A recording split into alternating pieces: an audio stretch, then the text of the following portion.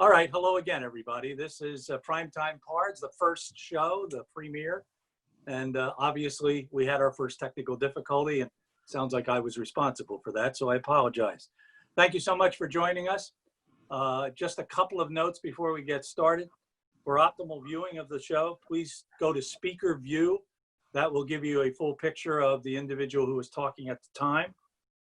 To ensure the best possible experience for everyone, your microphone will be muted, as mine was just in the last moment. And during the Q&A portion of Primetime Pards, please utilize the raise your hand feature, which can be found by opening participants, and that way you will be able to get your question answered. So make sure you utilize that, and you'll have hopefully the best possible experience. Our guest tonight is Tom Odjakjian. We're going to get to Tom in just a bit. I can't wait to talk to him. I let him tell you a whole number of stories in his life, his very successful life, as this program is really all about Lafayette alum who have reached the pinnacle of their profession, and Tom's certainly one of those. But before we get to that, it certainly has not been a great week for fans of football, for football coaches.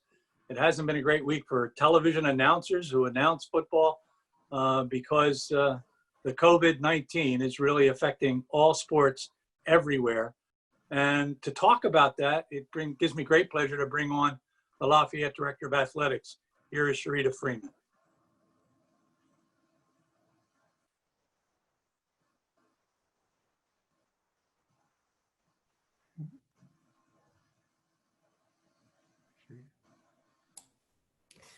Okay, I was having a little bit of trouble operating the unmute button, so I apologize.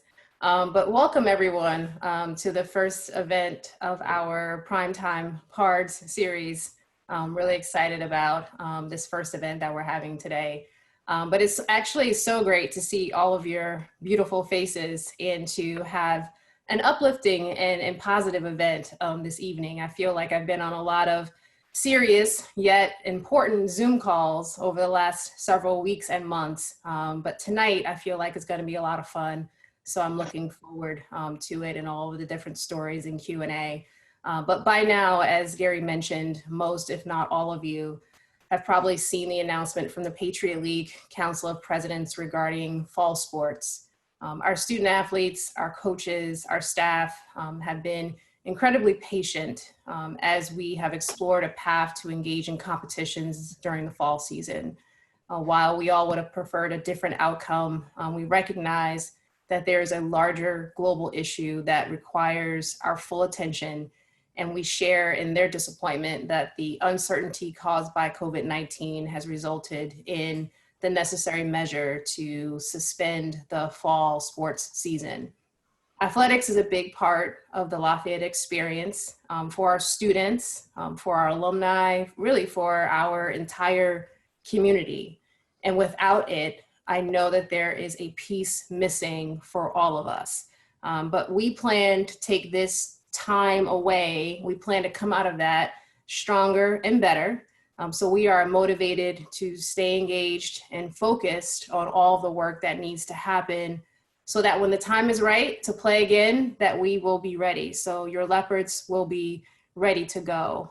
So without spending too much time on the details of how we got to that decision, I think it's most important for us to have a sense of acceptance and to move forward with a high sense of motivation and focus on being ready when the time is right to get back out there. And I know our coaches and our staff are all on board with that measure.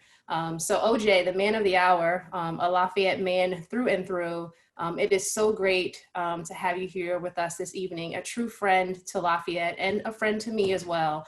So we are happy to have you here this evening. So Gary, take it away. Sharita, thank you very much. And let me remind you, there will be a Q&A portion at the end of the program. And in fact, head coach John Garrett will join us along with two of our football players, linebacker Major Jordan, offensive lineman John Burke. All of those young men are waiting in the wings.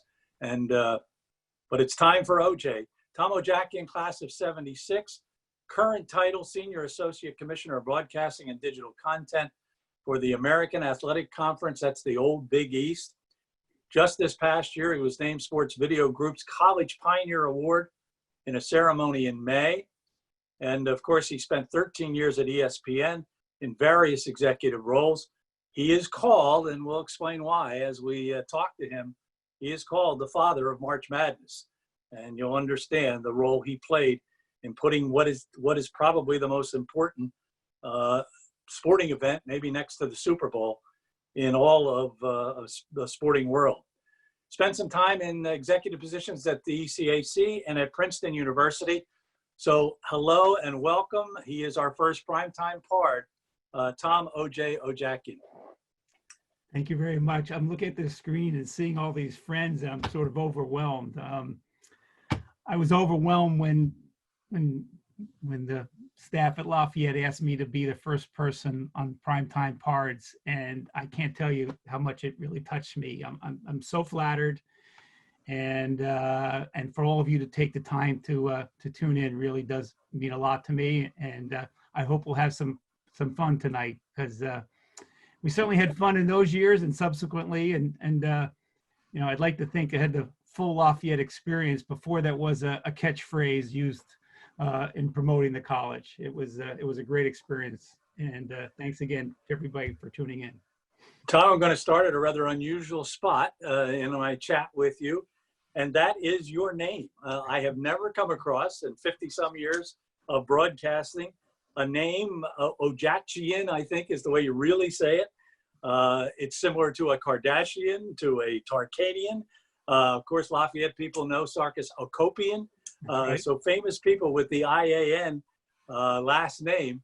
So talk to us a little bit about your heritage. Talk a little bit about your parents and how you managed as an Armenian to become part of the United States. Well, thank you very much. My father and mother were both Armenian. They grew up in part of Turkey that's now considered Turkey, as part of Armenia back in the Ottoman Empire. My mother was pregnant with him when they came over to the United States in 1912. His older brothers were born over there. My mother was born in Constantinople, Istanbul, in 1920, fled the Turks. They all were fleeing the Turks, you know, the genocide. She went to Belgium and then came to the United States after World War II. We were the only Armenian family in our town in New Jersey, and I didn't really know any others until I got to college and met Bob Bazarian the first day, a fraternity brother, and a few others. And it is the name IAN at the end is like SKI in a Polish name. It means son of. Some of you baseball fans may know the name Steve Bedrosian. Bedros means Peter in Armenian, so that's Peterson. So usually the IAN means son of a name, like in the Bible, you know, son of Simonson. I have a cousin, Simonian, it's son of Simon, and then or was an occupation. So in our part of the country, the Ojak was the fireplace keeper. So I'm the son of the fireplace keeper. And this past summer, a year ago, 20 relatives actually went to Armenia. And only 2 of them had ever been there before. It was an amazing visit. My whole family went. And considering what that country has gone through, we went to the Genocide Museum. But there's one sports story here that I'd like to share that came out of this that I did not know. So I have a cousin from New Jersey who actually is a pastor and works for an orphanage and has moved there. And we went to visit him. And he told me the story how his grandmother, when she was 5 years old, I was related to his grandfather, but this is his grandmother. When she was 5 years old, she was the only survivor of a slaughtered village. She was shot and stabbed, given up for dead. She was rescued, survived, went to orphanage, and the person who saved her in the orphanage and then later brought her to the United States was Golden State Warriors coach Steve Kerr's grandfather, who was a great humanitarian and led the United States relief efforts to help the, quote, starving Armenians. If you've ever heard about you know, that phrase many years ago because there were all these orphans. So Steve Kerr has been honored by the Armenians, and I don't know him personally. I know people that do know him well, and I've got pictures of his father and grandfather with my relatives, and I'm hoping to reach out to him someday, maybe through Doris Burke, and share this story with him, because it really is quite. And I read a book that his grandfather wrote about living through all those murders and everything, and escaping. So it was a wonderful visit, but also incredibly moving. So thank you for asking.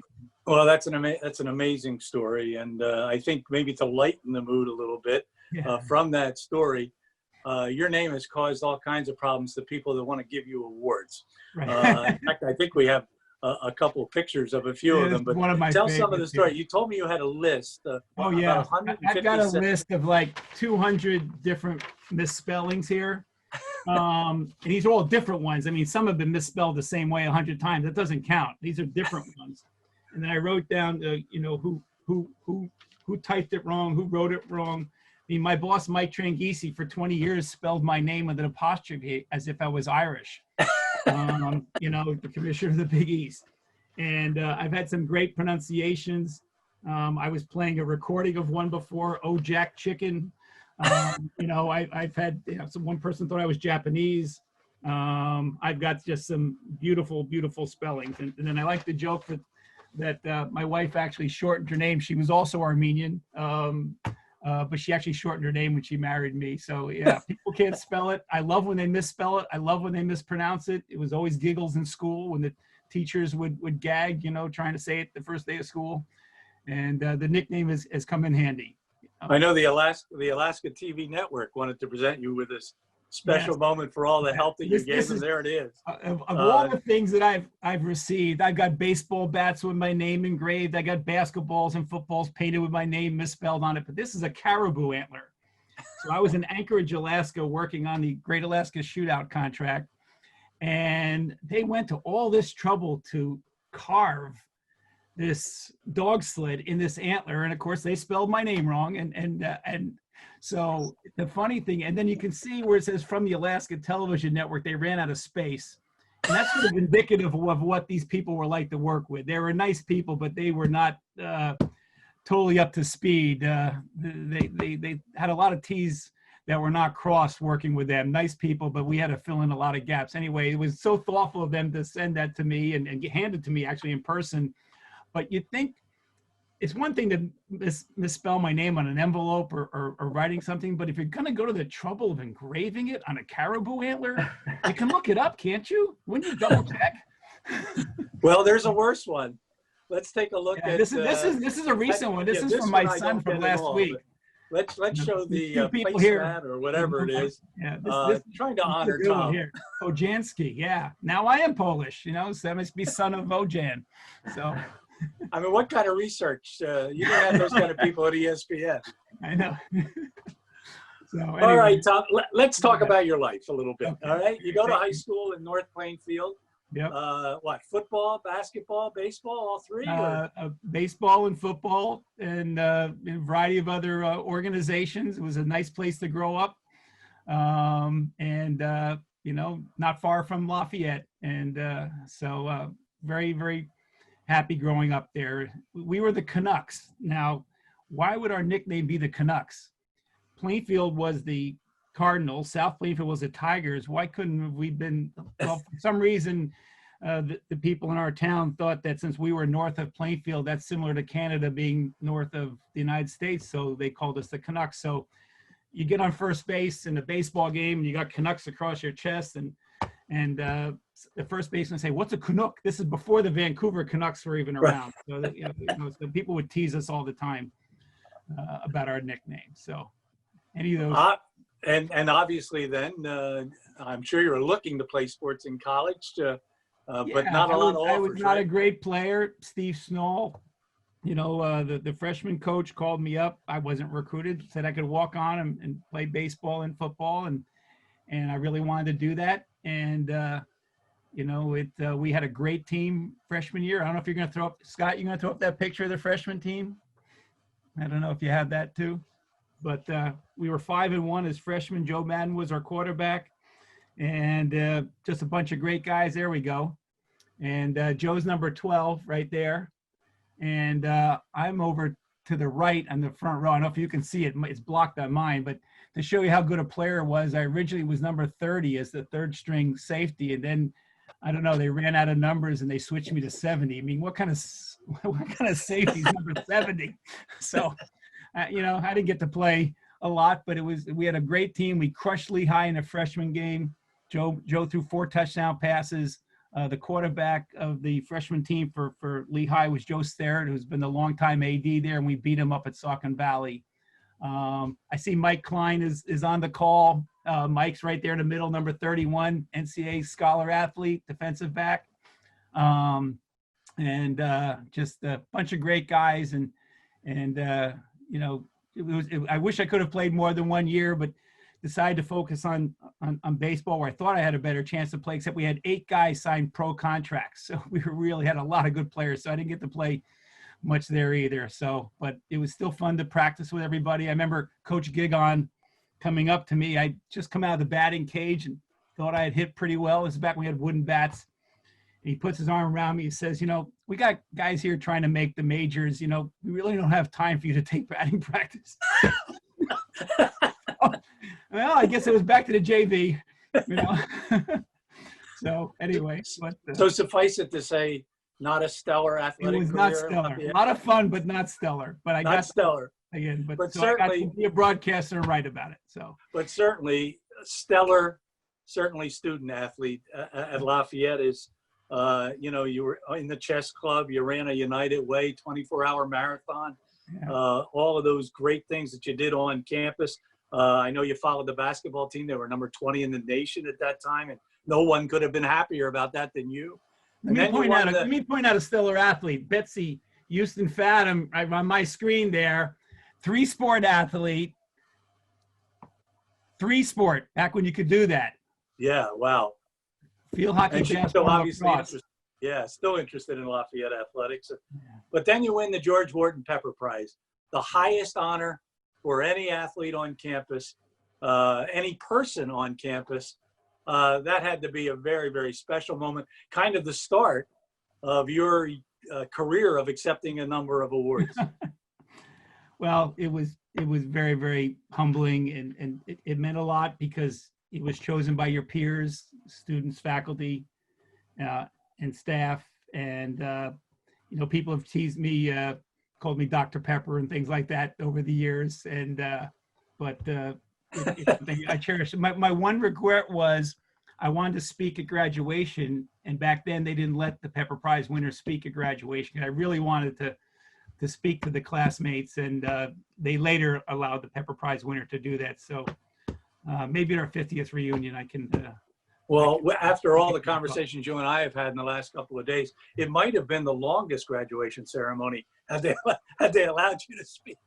I'm not sure about that. They should have, though. I think they probably should have. We had Bill Simon, you know, as our featured speaker. Of course, we were hoping to get Gerald Ford. I was on the speaker committee too, but that was and it rained that day, unfortunately. So we had to move inside the Kirby. So even though you were an economics major, a business major, you really got involved in a lot of things: radio announcing, writing sports stories for the Easton Express at that time. Yeah. So despite your major, is that kind of what whet your appetite as far as what you ended up continuing to do? Yeah, I mean, I thought I was probably going to go to law school. I actually got a job offer from IBM when I was a senior, the office in Bethlehem. I went to 8 interviews for a systems analysis analyst position. And then I turned it down.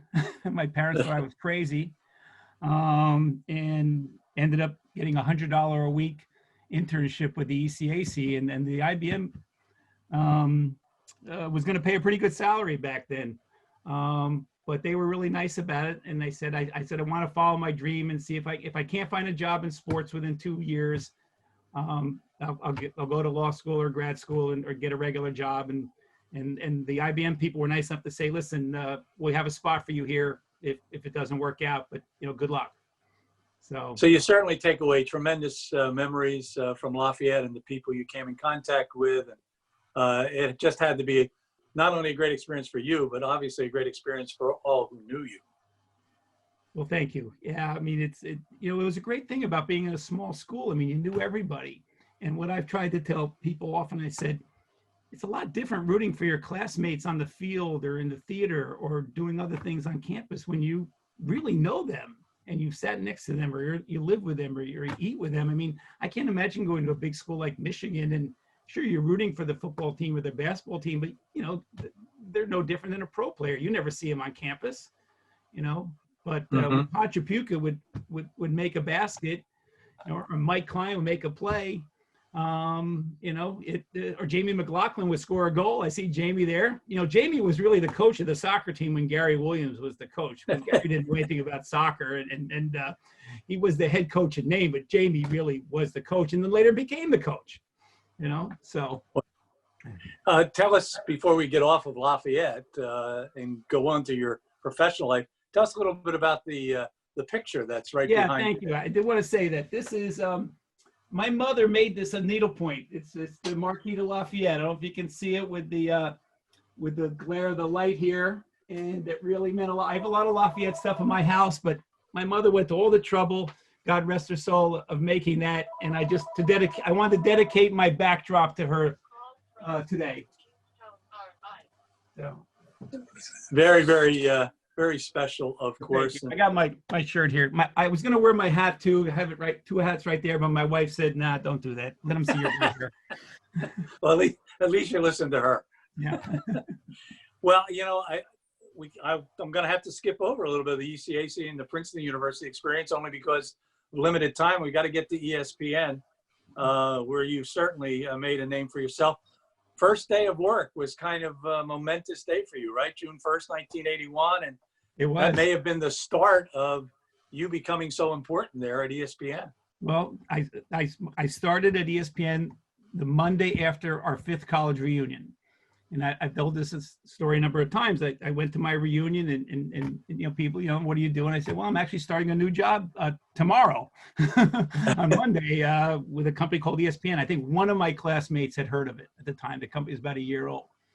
And of course, when I came back from my 10th reunion 5 years later, it was like, wow, you work for ESPN. So that changed my mind. Anyway, my first day at work, Major League Baseball went on strike. And ESPN didn't have Major League Baseball, but it was a huge void, obviously, in the country with no baseball. And since I had a clean desk, it was my first day, the president said, well, let's put on some minor league games. And since I had a clean desk, guess what? It's your assignment. So I tried to pick games that made some sense. The Yankees against the Mets farm AAA team, the Red Sox against the Yankees.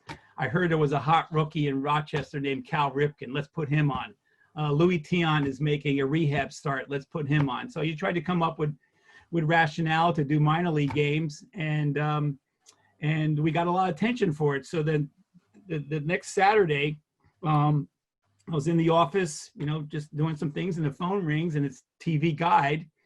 And they said they wanted to talk about ESPN doing minor league baseball. So, I explained to them what we're doing. And then, so the next week, TV Guide comes out and there's an interview with the president of CBS and the president of NBC. And then there's an interview with me. And then my boss got so jealous. He said, how come you got a TV Guide? I said, I answered the phone when they called. He says, how come you got that attention? I think they got the right guy. Anyway. Talk a little bit about the ESPN Championship Week. I know you're a very important part of that. Yes. Then Bowl Week for football. Yep. And your influence just continued to grow and grow at ESPN. Well, thank you. Those are probably my two favorite assignments. I worked on everything from billiards and exercise shows to NFL to CFL football to track meets, but probably the two things I'm most proud of are Championship Week in basketball and Bowl Week in football. I just felt that we had the NCAA tournament early rounds, but each contract we're losing more and more to CBS.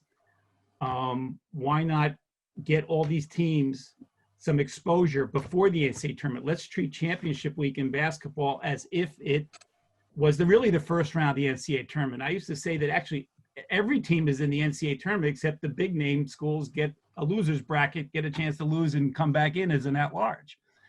And championship week kept growing. So originally all the conference championships were the final weekend.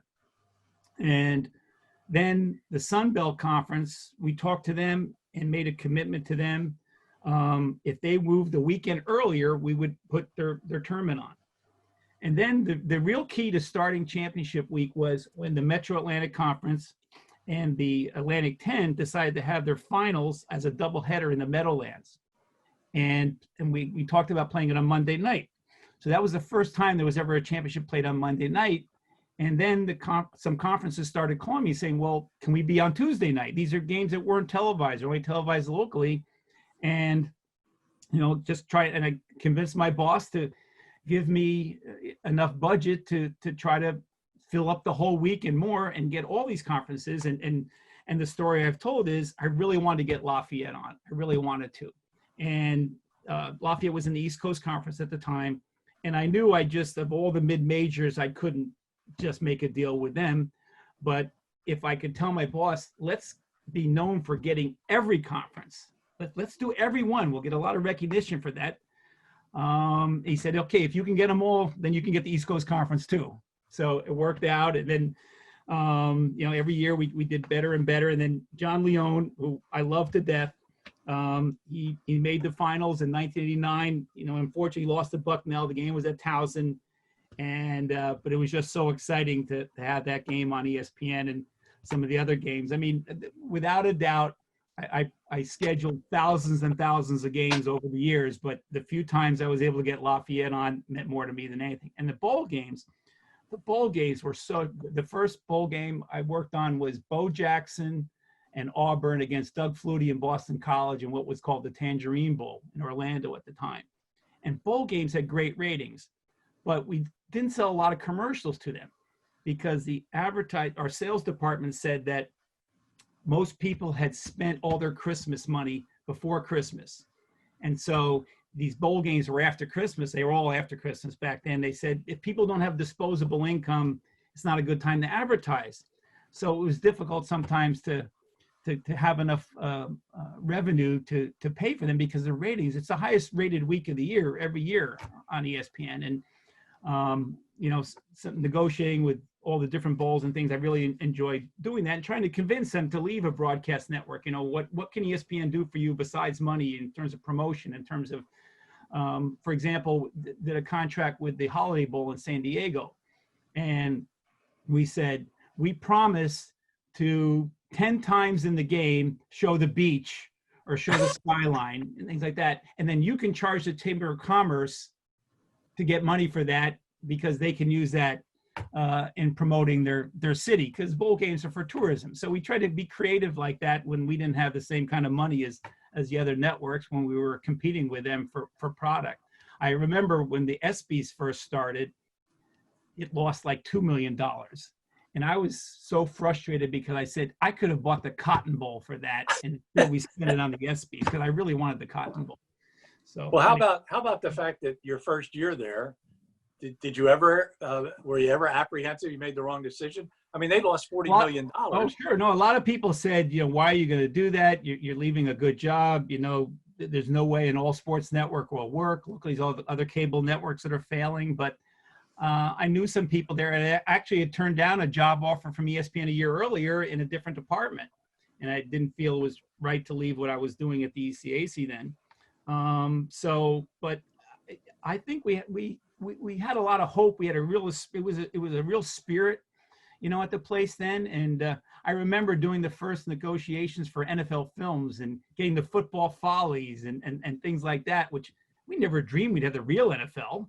And just so, piece by piece, you just felt the network getting better and better. Everybody was young working there. I mean, I got hired there when I was 26 and I was older than most people. it really was a very young and fun company to work for. Well, when you pulled up on that dirt road, and the dirt road and the trailer, I'm sure. Yeah. Oh yeah, right. I came from my interview. There were cows about a mile away, and there's a strawberry farm about around the corner. Yeah, it was. A lot of people said, "Where in the world is Bristol?" And they couldn't get a lot of people to work there, because most people wanted to work in the big city initially. As I look at a number of your stories and the things that happen, you are either a genius, which you probably are, or you're the luckiest guy in the world, because you talk the network into putting on Princeton as they take on Georgetown, and nobody wanted to do it. It was 1 against 16 in March, so the start of what might become March Madness. That now is labeled the $1 billion game, right? And that game was on the air because of you. I don't know. I don't want you to be modest here. Okay. I read enough stories. You are responsible for that, and that led to the 64 teams, all of those games being on TV. Right. Well, what happened was, in those years, in the first round, there were 16 games. Once the tournament in '85 went to a 64 bracket, and CBS would get one of the 16 games, usually a late night game from the West Coast. ESPN had 15 games, but they only had time slots for 5, 2 in the afternoon, 2 at night, and 1 in the middle. The other 10 games were on tape delay at 3 o'clock in the morning or 4 o'clock in the morning, if that. So we would sit there, our department, and discuss, okay, well, what game should be in prime time? What game should be in the afternoon? What game should be live? What game shouldn't? And I was constantly fighting with my boss. Every time I wanted to put Lafayette or Princeton on, he always thought it was my bias. So if I was ever able to get them on, I had to make a heck of a case that they deserved to be on, because he was always busting my chops about that.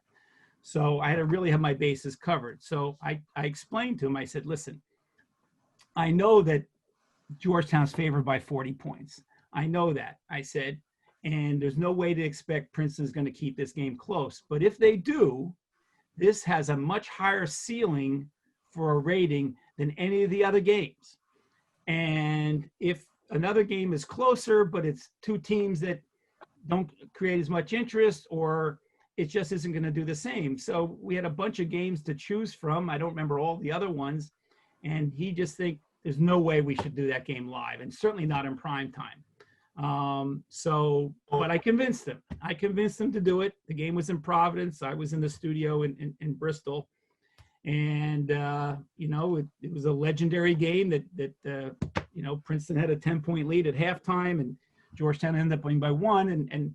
And considering at this time, the big conferences wanted to cut out the small conferences from the tournament. So there was a very famous commissioner of a large conference who had told me earlier that year, we don't want the little guys in the tournament.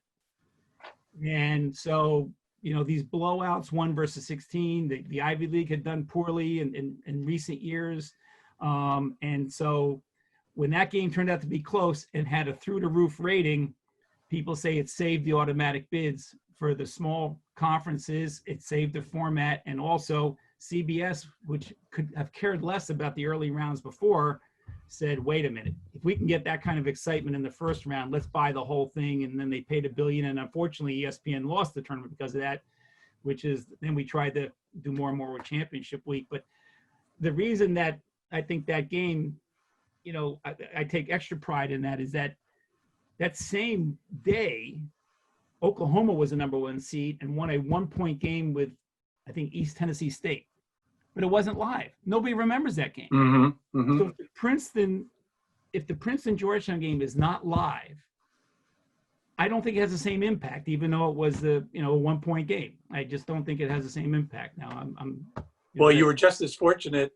You were the guy that put on the first high school game on ESPN. Turns out to be Easton Phillipsburg, right on Lafayette's football field. Yep. And probably, I think it was '88, probably the greatest game of those 2 schools against one another.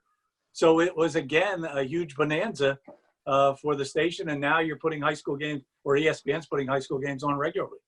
So a little bit of background on that. So in a staff meeting, we said, can we get a college football game on Thanksgiving morning?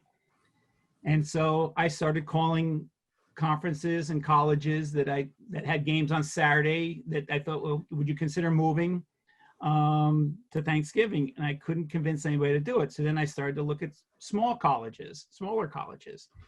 And, you know, it had to be, see, the commitment had to be made before the season started. So it had to be a rivalry. So there still would be a storyline if the teams were both 500.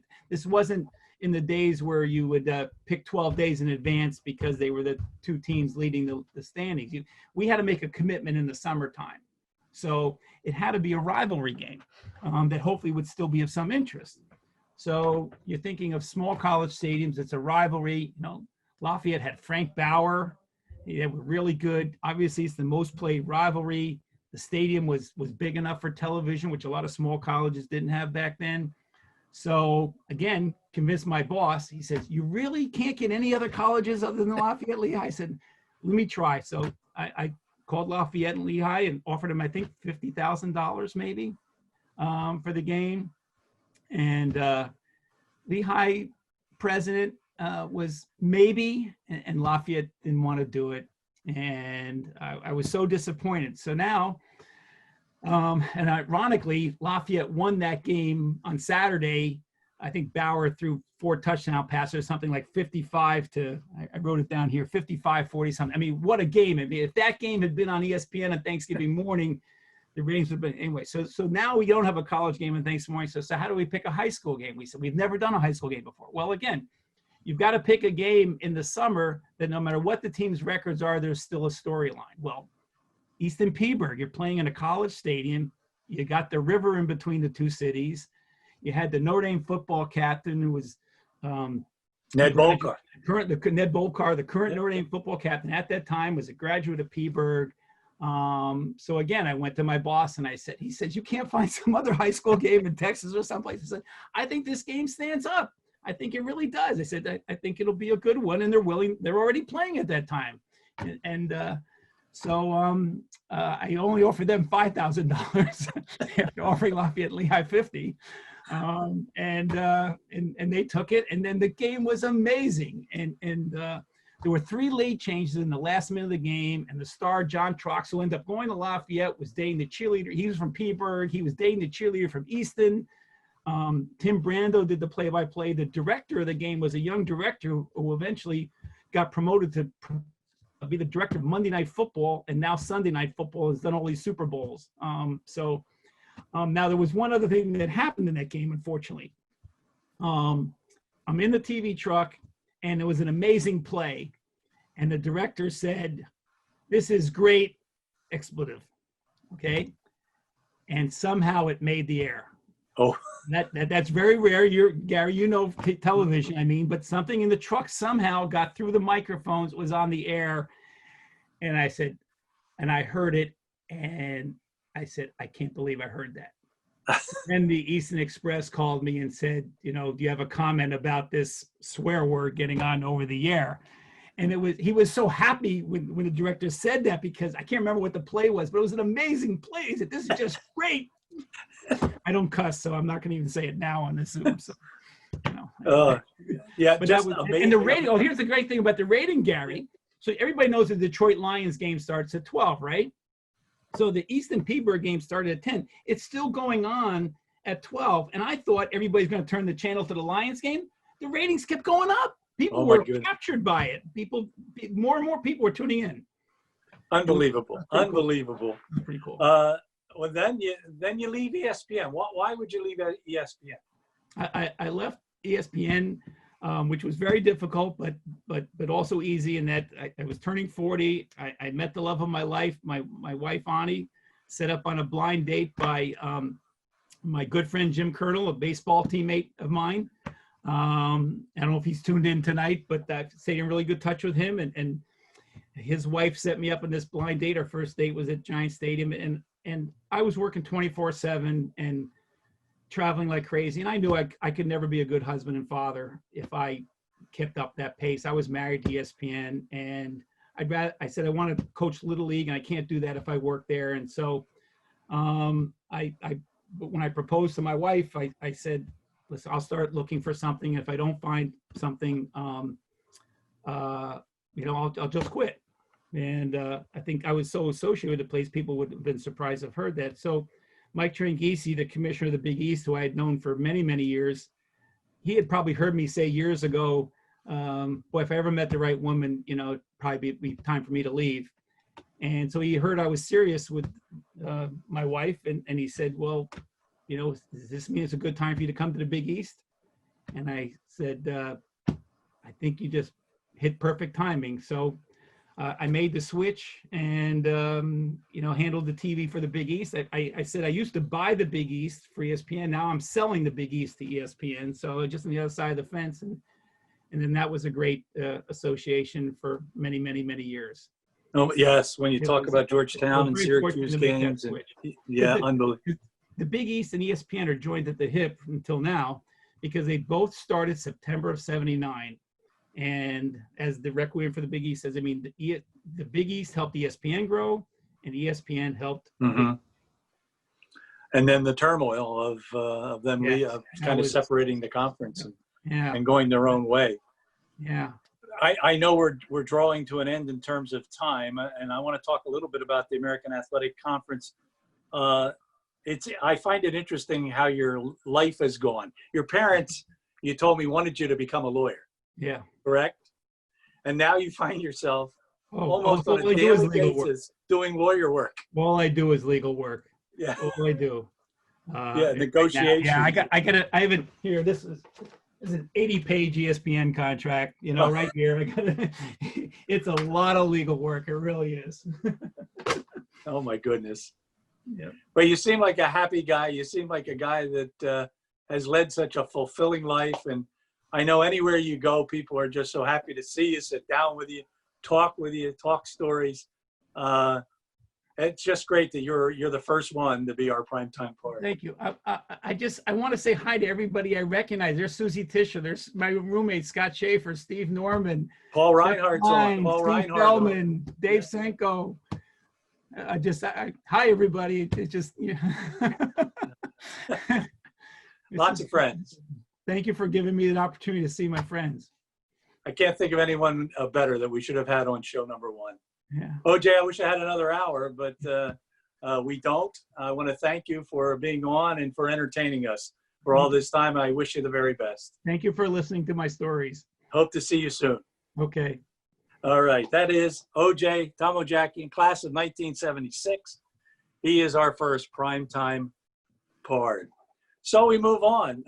We have, as I mentioned earlier, our head coach of the football team, John Garrett. He is with us along with two of his players, Major Jordan and John Burke. John, if we can chat a little bit, I think you can be popped up there on the screen and we can talk. Obviously, not a great week as far as the news was concerned in the Patriot League.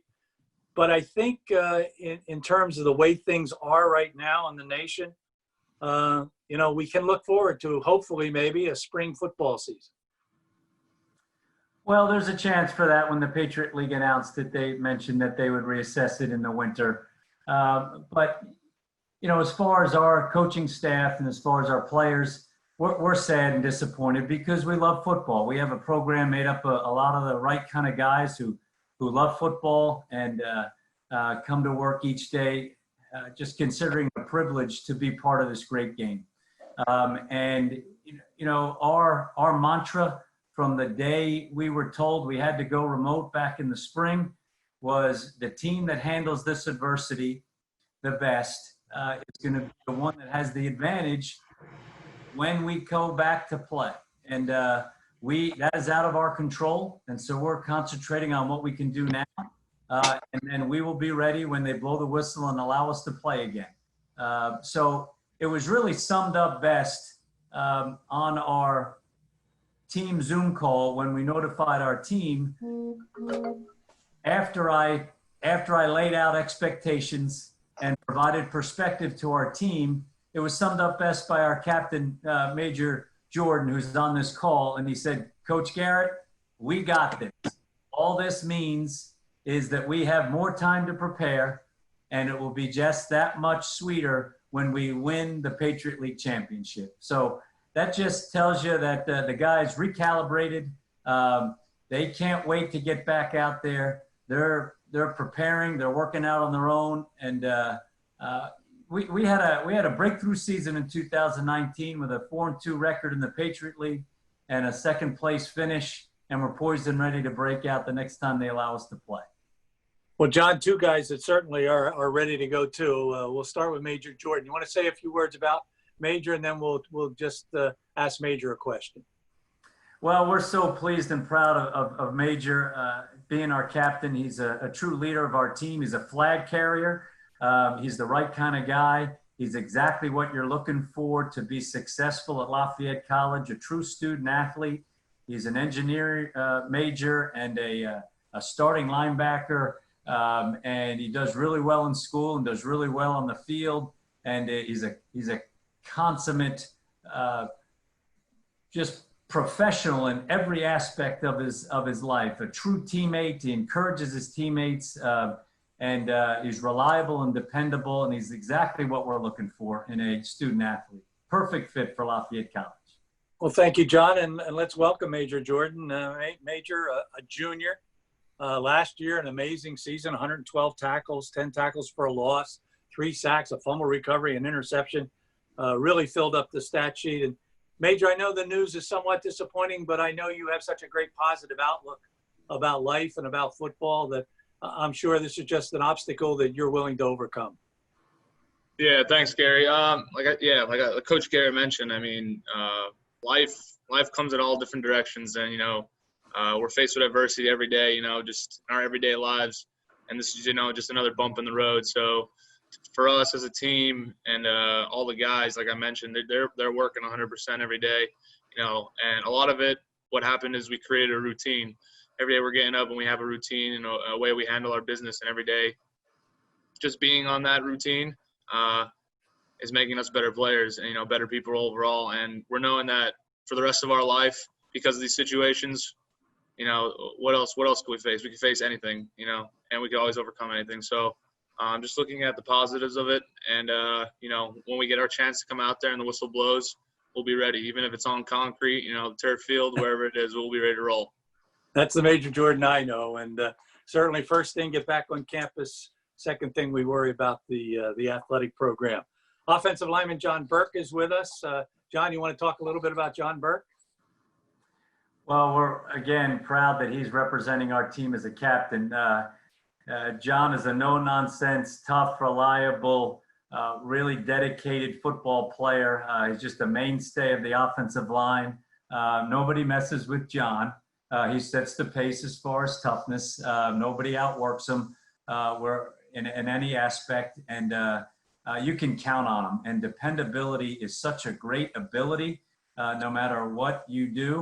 And again, he's the consummate student athlete. He's a 4.0 student as an engineer. He's an all-Patriot League performer, and he's got the respect of his teammates. And he, again, is the flag carrier of our program and such a great ambassador of our team. John Burke, John Garrett pointed out exactly what I was going to talk to you about, and that's the classroom. You are, as he mentioned, the consummate scholar athlete. So I'm sure you're ready to get back to school. Maybe you'll miss a little bit of the football competition here in the fall, but hopefully it maybe will swing around a little bit later in the year. Yeah, absolutely. It's rough not being on campus for so long, especially since we got sent home early through last semester.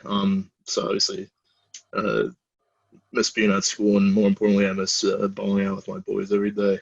And I think that's something everyone on the team shares. We all just miss being around each other and doing our thing and working on our craft. So Major hit it perfectly though. We all have our routines to work on, and we're all just excited to get back to work whenever that is. I mean, we're all still training like there's a season, even if we don't have one this fall. We're all still getting ready as if we're going to war in a few weeks. So, trying to make the best of the situation. I think we have a really good group of level-headed guys who are going to take this challenge on as it is and make the absolute best of the situation and come out ready to win a championship. I agree. This was certainly a team we were looking forward to seeing this year with talent and everything as far as the Lafayette football program was headed certainly in the right direction. So we hope that we get to see this football team. And now we're going to open it up to questions and answers. Sharita is still with us. I'm not sure if OJ is still with us, but if he is, Still here. certainly you can ask any questions that you would like.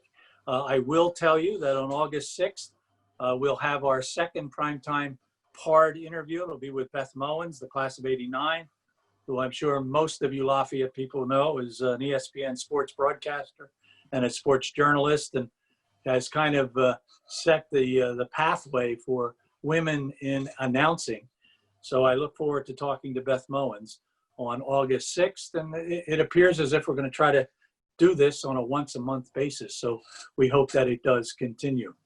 I'm looking for some direction now as far as questions are concerned, whether we have any from the people out there. I was told that early on it looked like we had 50 Scott Morses who were watching the program, and heaven forbid if that would ever happen. I know we have one pushing the buttons, but Gary, can I say yes. one thing? Sure, go ahead.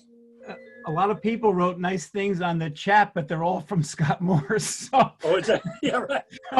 so I don't know which of you sent me these notes, but whoever sent me them, it's a mixture of people. Thank you very much for all the nice things you said. I wish I knew who said what, but I can't tell. All right, Mike. I've been told that Mike, I may not pronounce this correctly, Mike Lagatuda, the class of '79.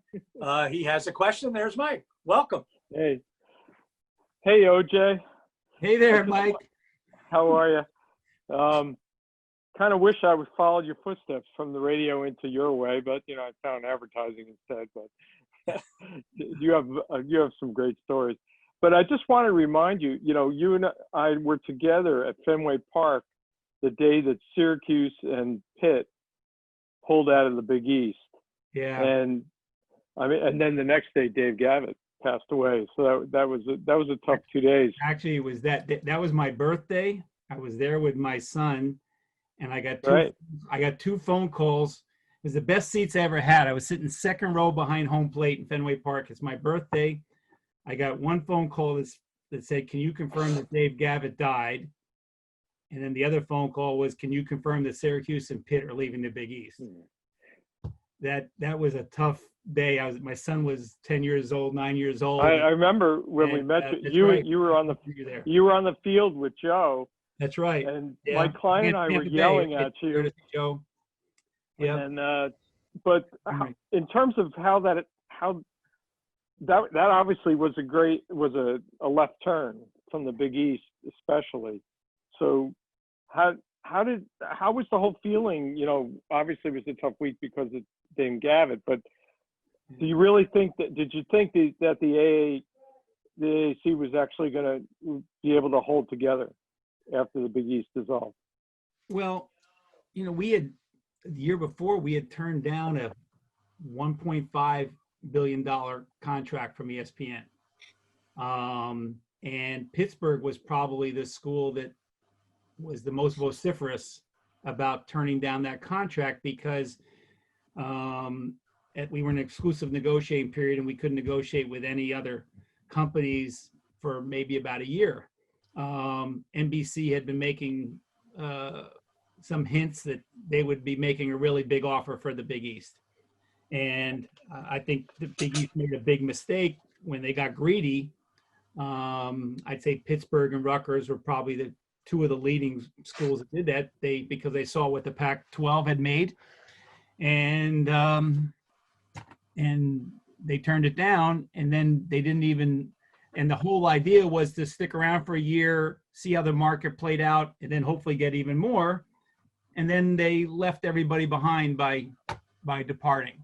And it's amazing how presidents can lie to each other, sign contracts, mean nothing.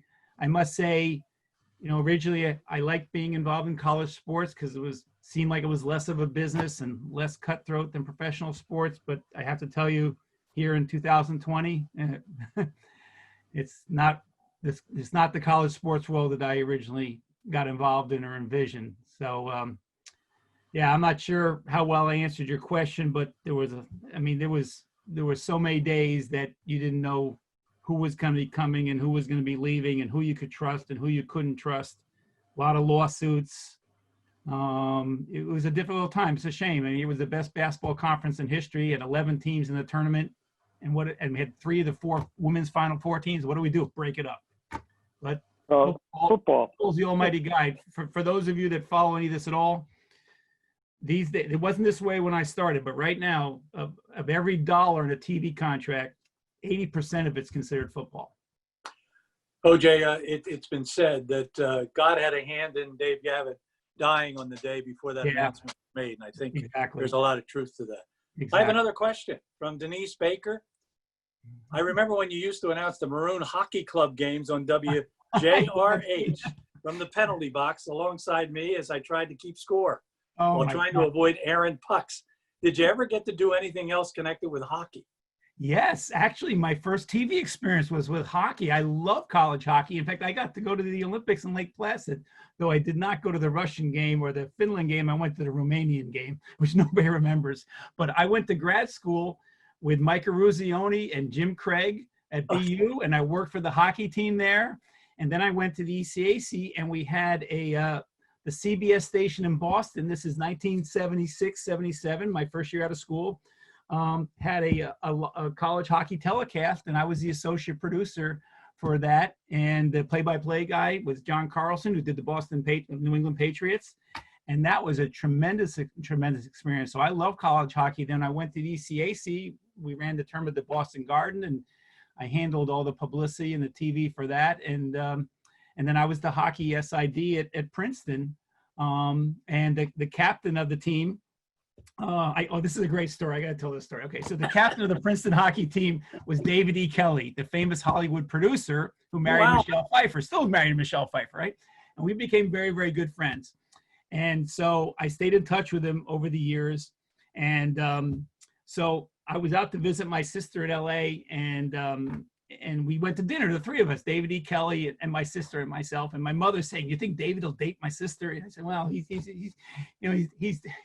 dating Michelle Pfeiffer. I don't think he's going to be interested in my sister right now." But anyway, so David was a big boxing fan. He was working in LA law, so at the time, so he would use names from hockey players from Harvard and Yale that he didn't like as bad guys in the script.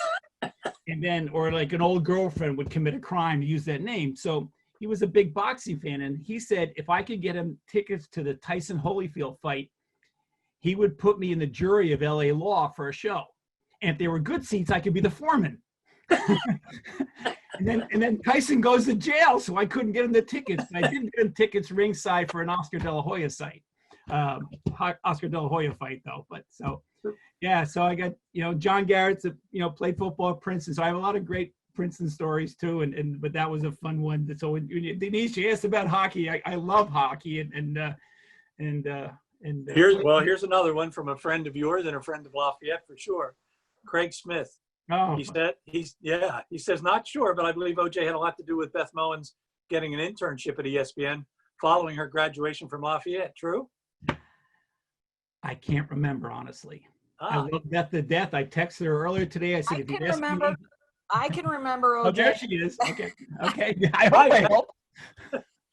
So, of course, I'm the idiot who can't figure out how to start my video, but I wish I could show you. I have my autographed Jim Craig puck right here. And that will lead into my question in a second here, but I do want to thank you. You actually helped me when I was a junior at Lafayette. Okay. And I worked on that Phillipsburg Easton high school football game that you mentioned. Oh, I forgot that. Yeah, I actually stayed on campus and worked that game. I was pulling cables for the sideline reporter, and that was one of my first paying gigs. Actually picked up a paycheck for that one that helped me on my way. So I want to thank you for that. And I do want to, give Major and John a word of encouragement. All the folks on this call today, for you guys, we got your back. And these are all contacts for you guys, to plug into when you leave Lafayette and you're on your way in whatever field you venture into. But OJ, you have a lot of great stories and so many great contacts. It's a rule of thumb in TV. We don't bother people for autographs or anything like that. But do you have a prized piece of memorabilia that you have picked up along the way that, Yes, I that do. you Hold on. treasure I'll the get it. most? Hold on. Hey, Beth, I look forward to chatting with you in a month. Well, I'm taking notes, and I've got big shoes to fill. I think I'm in trouble. I got to start coming up with some good stories to follow OJ. I told I Beth. don't think that'll be a problem. I told Go Beth if she asked me an easy question, then when she's on next month, I'll ask her an easy question. Okay.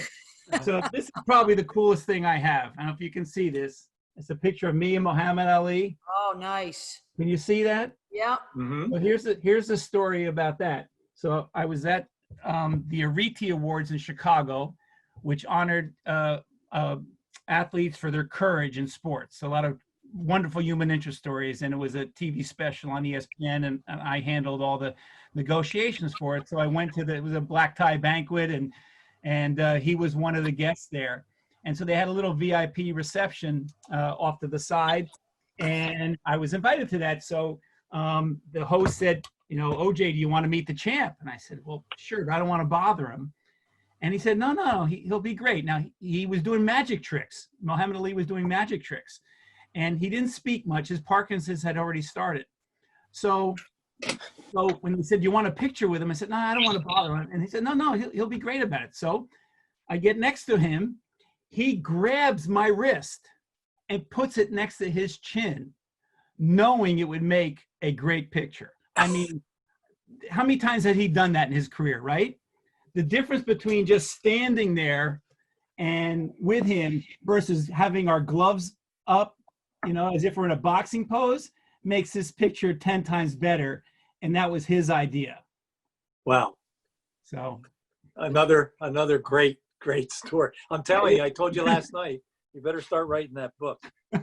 Speaking of writers, Paul Reinhardt is with us, and he has a question. He says, hey, OJ, I thought I was the guy who put ESPN on the map while I was at USAC giving the network races in 79 and 80. So Paul wants some credit. Hi, Paul. Yeah, auto racing was a big part of the start of ESPN too, because advertisers love auto racing. It's just whether it be people selling cars, selling auto parts, whatever. It's always been a very popular content for sponsors. And then Paul came back to the Valley. He did, to cover Lafayette football. And I was telling Gary how he drove me to Colgate for the Colgate Lafayette game my senior year. We met at Hullabaloo's parking lot. Do you remember Hullabaloo? Oh, yeah.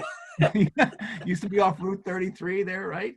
Yeah. So I parked my car there, and then Paul drove all the way to Hamilton. So thank you. Have you ever tracked your miles? How many miles in your life? I have no idea. Oh, my goodness. It must be an amazing number. Yeah. Look at John Leone's beard. Oh, my gosh. Well, doesn't he have a question? I can't imagine him not Wow. speaking to us. I also have to give out a shout to my sister. My sister's somewhere there. And there's Bruce Wood, who I've known since 4th grade with a Dartmouth shirt on. Gosh. Jay Mottola, I had a poster of Jay in my room as a freshman year, making the winning shot against Virginia. I wish I could see everybody on my screen here, because I'd like to say something about everybody. There's Mike Klein showing his diploma. He showed up, he had a lacrosse sign there before. And then, Jeff Klein is Mike's brother. They're both from Peaburg. Mike was on our class on the freshman, but Jeff played center field at Ohio State, got a job with the Columbus Clippers in their ticket office, and has worked for the Yankees, 30 years now, Jeff? You're on mute there, yeah. 34 years, wow. And a great guy. And he first contacted me because he wanted a VHS of the Easton Peaburg game after that. And we became great friends. And every time I come to Yankee Stadium, he would have gifts for my kids and things like that. And in his office, he would have their crayon thank yous on his bulletin board. We have another question, OJ, and this is from someone who wants to remain anonymous. They're posing as Scott Morse. So if we can go to that questioner, maybe OJ will recognize who it is. Okay. Was this possibly me? This is Leon. Oh, yeah. I figured you screwed it up. I didn't know how to. I didn't see my name on the list, but OJ, I don't have a question, but I'm holding up a picture that you might remember and recognize, and I don't know how it's come. It's sideways. Is it upside down? Yeah. How's that? Yeah. Okay. I guess you don't. Yeah. That's the Notre Dame game. That Oh, was the yeah. Notre Dame Okay. game. Well, yeah. There was a story. And it was. Do we that have was, time to tell that story? Pardon me? Do we have time to tell the story? Go for it. Okay. I wrote this to Gary yesterday. Okay. So here's how Lafayette ended up hosting Notre Dame in basketball. And of course, winning the game when Otis Ellis had 35 points and 10 rebounds, 1988. Wonderful. And Doug Elgin, who I think I saw, Doug sent me the VHS. It was on WGN. And I had a foot of water in my house I was pumping out at the time the game was on. So anyway, so I was trying to get Tom Davis in Iowa to play Purdue on Big Monday. Coach Garrett, you said you were a fan of Big Monday. And Tom Davis said, I don't want to play that Monday because I'm playing Lafayette on Monday, believe it or not. Okay. And he didn't want to move the game off of Saturday. And you'll appreciate this too, Coach Garrett, because he said, we got football recruits coming in on Saturday and I can't bring them in on Monday. So I need this big basketball game on Saturday. But I was trying to convince him to move it to Monday. So I couldn't convince him to move it to Monday. So now I'm trying to reschedule some other games.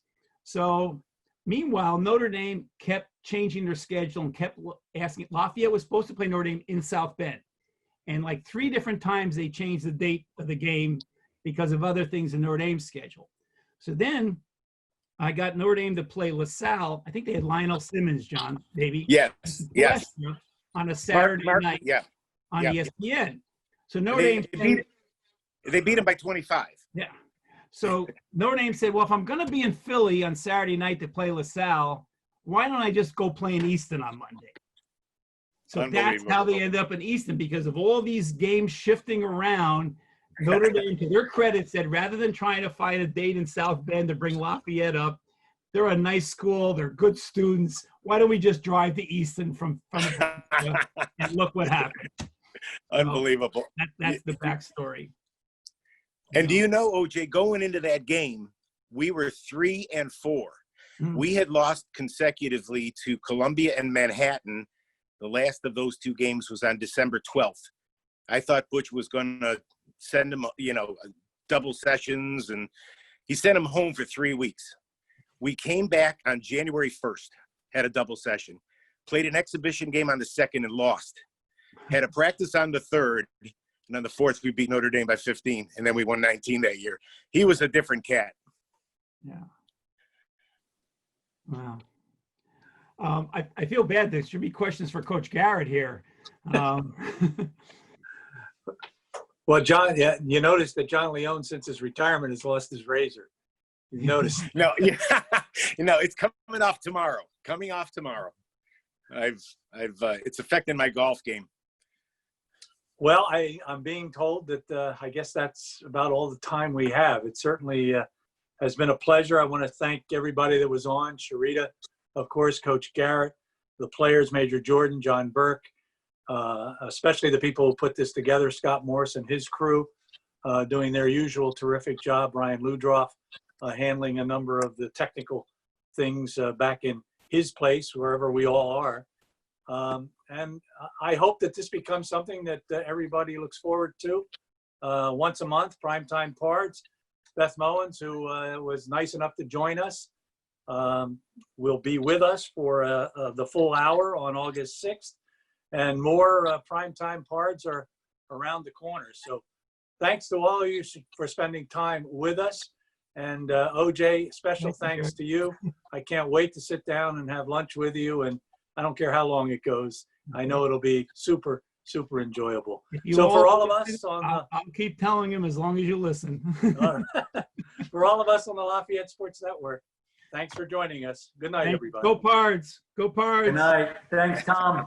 Thank you. Go Leopards. Good night. Thank you.